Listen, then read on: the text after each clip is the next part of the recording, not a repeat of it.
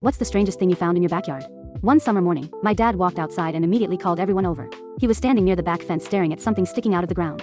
At first I thought it was just a pipe or a piece of trash. But the closer I got, the stranger it looked.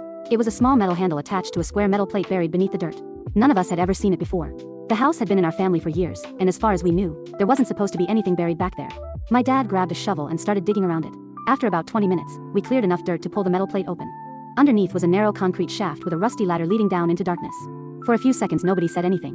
The opening couldn't have been more than 3 feet wide, but it went much deeper than we expected. My dad grabbed a flashlight and carefully climbed down while I stood at the top watching. A few moments later he yelled for me to come look. At the bottom was a small underground room. The walls were concrete, and there were old shelves lining one side. Most of them were empty, but scattered around the room were dozens of dusty cans, old newspapers, and a few glass bottles. It looked like nobody had been down there in decades. We spent nearly an hour looking through everything. Most of the cans had expired years ago, and some of the labels had completely faded away. There were also a few old board games, a flashlight that no longer worked, and a radio covered in dust. The weirdest part was a newspaper lying in the corner. The date on it was from the early 1960s. After doing some research, we eventually learned that the room was an old fallout shelter built during the Cold War. Apparently the original owner of the property had constructed it during a time when many people were worried about nuclear attacks. None of the later owners had known it existed.